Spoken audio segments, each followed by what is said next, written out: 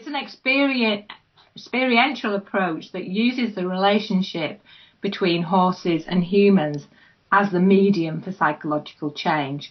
So if you think about any therapy that's using an experience, but we've got the added dimension of we're using a live, quite powerful animal. And I think that leads me on to, why do we use horses rather than chimpanzees, for example, because horses are social animals. They're like humans. They live in herds or like in groups. And their survival depends on their instincts and their ability to tune into their instincts. Because they're a prey animal. So what happens in the arena or in the pasture is that horses become able to pick up on what humans are feeling, and then they will do something with that. I'll give you an example. Somebody comes into the arena, which, wouldn't, being frightened might be a normal response to going into an arena with a number of horses. The horses do something. They move away, or they start to move really quickly, or they're really, hypersensitive to the environment, but there isn't actually any danger there. So it's about using that experience, and in some ways the arena is a bit like the client's life story. So in TA, I'm very much thinking about script and life script and how that narrative gets played out in the arena. That's really important. And when you say arena, I mean, we're not talking about a normal, whatever that is, counselling room with two chairs or a... No, we're not. What does an arena look like, Coral? Oh, an arena, arena is, we're lucky if you have an arena to use. Not everybody does have. An arena basically is where people would ride. So it's a square area usually, or a round area that has fencing around, and it has a surface, a safe surface. But often I work in different places, so not everybody has an arena. We work in pasture, just in a small field, or I work in a place that's in a clearing in a wood, which is absolutely beautiful, and it has a stream going through it. So when I refer to arena, I don't necessarily mean that we're working in an arena. It's an arena or a pasture that I'm referring to. Yeah. So I think a safe space, really. So quite a big open space, but it has a boundary too. It might be fenced, or it might have like a tree line or something. Yeah, it would definitely have a fence, because if you're working in the horse's pasture, you would obviously need to keep them in. So it's it has a boundary, which I think in the sessions, one of the key aspects of equine assisted psychotherapy is about it creates an opportunity for metaphorical learning. So it's about helping the client tell their story through interaction with the horses, and it is really quite hard to describe because it's a very much an experiential approach. We are going to show a video soon, John, but I'm just thinking some of the other things that might be useful for you to know is that the Ngala model, which I use, is a team approach. So it includes a mental health professional, which is a qualified psychotherapist or a qualified counsellor, and an equine specialist. So the equine specialist focuses on the horse's behaviour and is responsible for safety and bringing the observations from the horses into the conversation in the team. And the mental health professional is responsible for the clients and the treatment direction. And the team works together with the horses to help the client explore their goals or whatever it is. So there's a team there with the client group, the therapist, the equine specialist. Yeah. Facilitating that conversation. Yeah. So this is bigger than the one-to-one kind of context. I'm just kind of getting this in my mind. Facilitating that conversation, which is non-verbal normally, and yes, we help them to make sense of what meaning the horses will have. when we use a number of horses usually in a session, so we might use between one and three horses, because it offers the chance for the client to project onto the horses.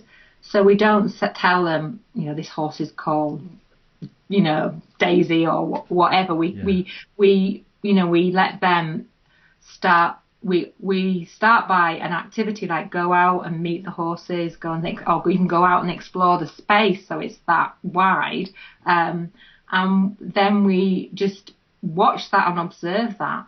And then when we talk with the clients, we're interested in the story that's starting to unfold and what meaning that has for them. And in TA terms, are very much about script, because the horses can be aspects of someone, parts of their personality. We could think in terms of ego states. They could be significant relationships like partner, family, parents. And it's being able to see their story at a distance that's also quite helpful. We had a client called Faye, and she was stuck in her in a TA therapy. She was a trainee, and she came to do equine assisted psychotherapy because she wanted to deal with the stuckness. And so we invited her to go out into the space and to create something that represented those issues in her life. And so she created 3 different areas around work, relationships, being alone. And then we asked her to move the horses through those, through her life, basically, because the area represented her life. Those horses were not going near any of those areas in her life. They just spent most of the session, the first session, at the doorway, facing towards the doorway with their butts towards us, their back, so, yeah. And the stuckness was there. She could not get them to move. She tried to encourage them, stroke them, bribe them. They did not move at all. So that was the first session.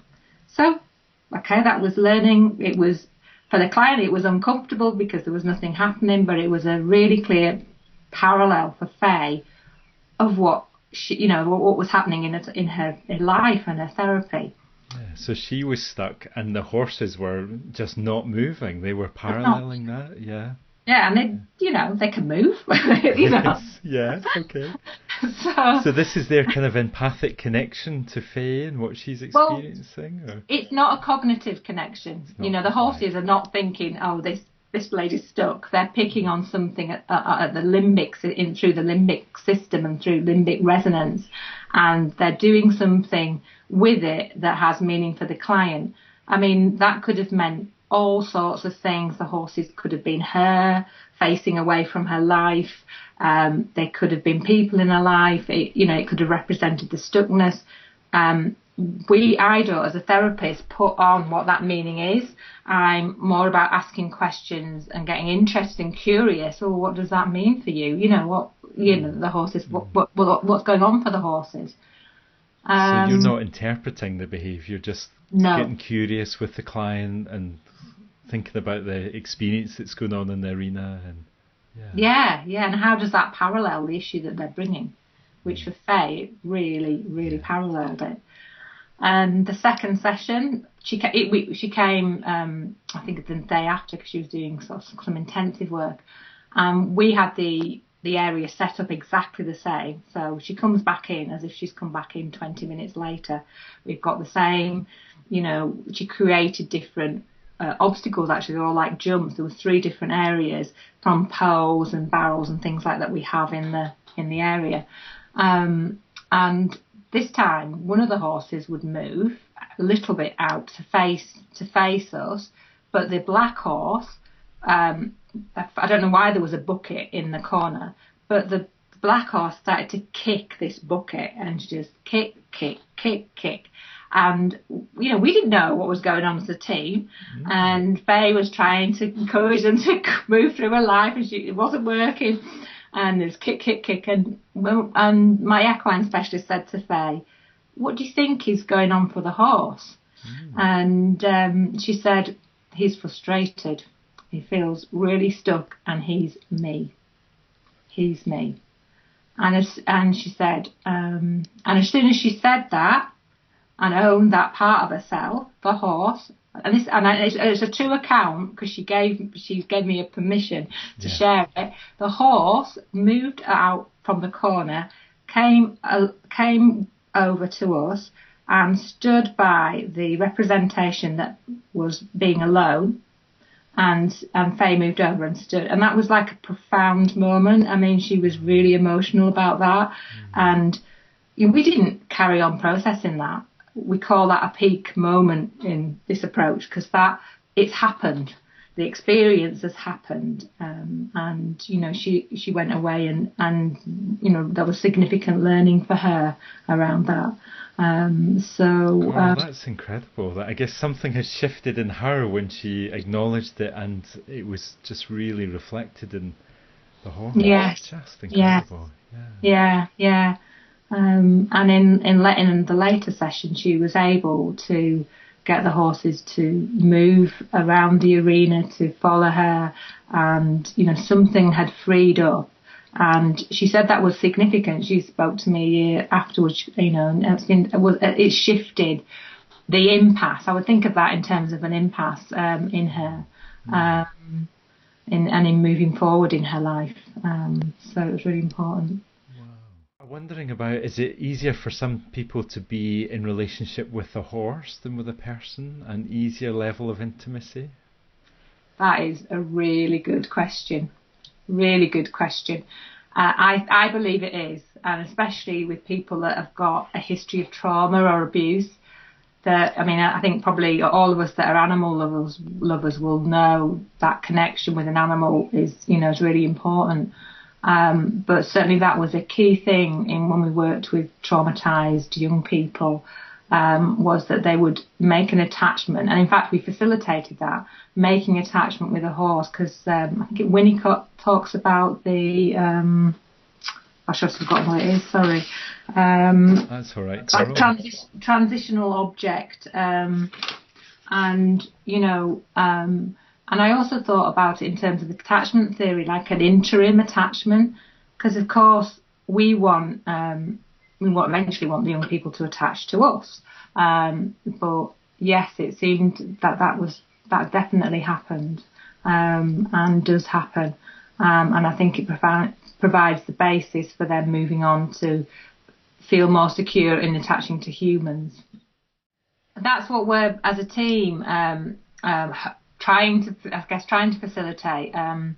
That we'd work very differently with young people and children who maybe don't have the ability to think in terms of metaphors or a horse is a horse sort of thing.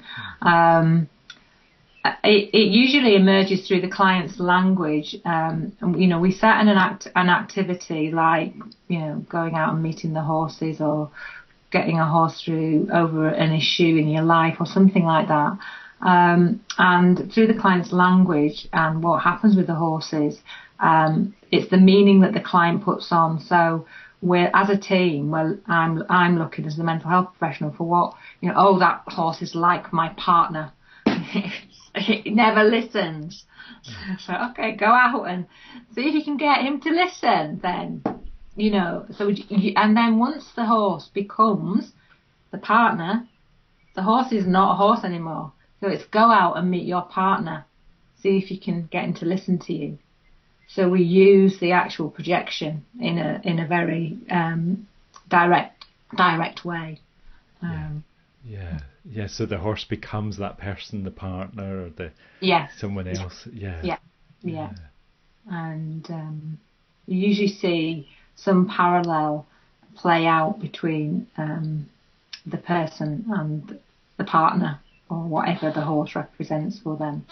And then they've got because it's experiential, of course, they can change their behaviour in the moment and maybe get a different response from the partner horse that actually might help them, because things like non-verbal communication, if somebody's got a lot of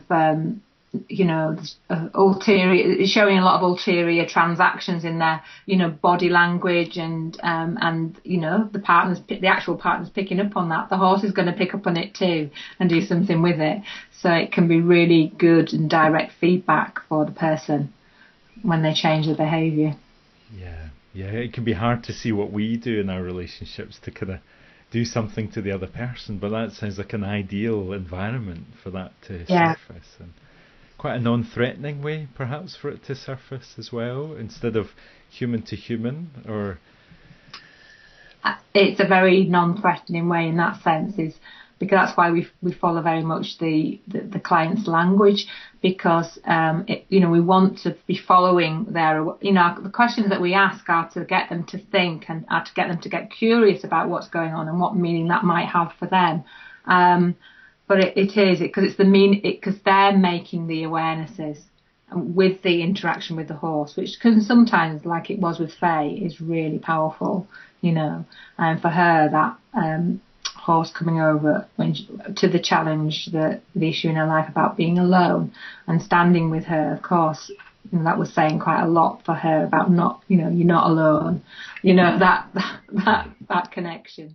I suppose when we're talking about the limbic system, that's really connected to our ability to kind of relax our body and to be soothed.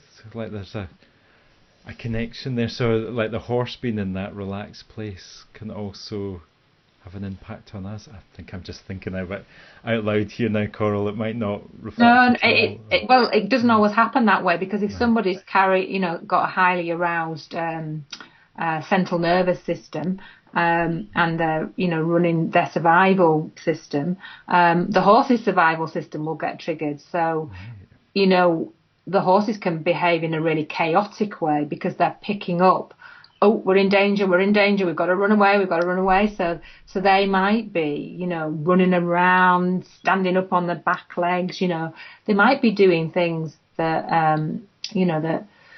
that would show us that actually they're mirroring this person's experience. And I'll give you an example from, we worked with a female who had post-traumatic stress using the horses, and she was frozen most of the time. She was completely disassociated, and in the horse sessions she'd still be quite frozen, and what we realised as a team is that we were becoming frozen too. So like the horses were still, we were still, and the client was still, and we used a lot of the set helping the person to get in touch with their senses, and really being aware of the environment and the horses, and using touch with the horses to help free up that person's freeze response. And one of the things that happened, we had a rescue horse, a traumatized horse that we didn't use in the sessions because actually she was really unpredictable. And this lady only ever wanted to make a relationship with this horse. Mm-hmm. And nobody could get near her. She would go up into the woods and just hide. But we had another really significant moment where the traumatized horse, and this took like 10 sessions, the lady, went out of the field and went to meet the horse, and the horse came down and let her stroke her, and she just doesn't let anybody stroke her. And there was this 2 meetings of 2 people that were highly, an animal and a horse that were highly traumatized, and what a difference that made. What a difference. And gradually we saw, it took, quite a number of sessions, a decrease in her trauma symptoms. And I guess that horse would have been like a positive parent interject for her, something that she could really identify with, and a willingness to trust her so much that she came down to see her, and it was just quite amazing, really. Incredible. Oh, sorry, Coral. I am telling you the most profound moments. You know, sessions can be just like talk therapy where nothing happens, you know, and you think, oh, what's happening? Yeah. Like with that piece of work, I guess that was 10 sessions, so there was a lot of not much going on, I guess. But that's just that, you know, thinking about two traumatized souls kind of coming together and meeting in that way. Yeah. Amazing. Really significant, and we'd worried, you know, as a team, because we thought, oh, we can't use her because she's so unpredictable, and she would kick out, and you know, she would, you know, she could be quite, of course, because she was so traumatized.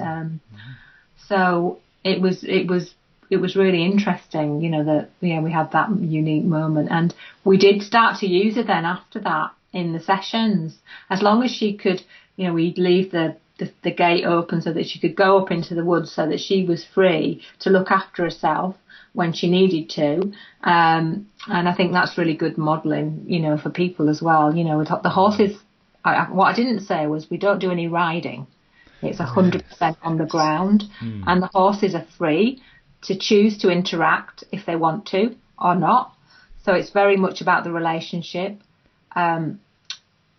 There are a number of different approaches. Some people use horsemanship, you know, like certain skills on how to learn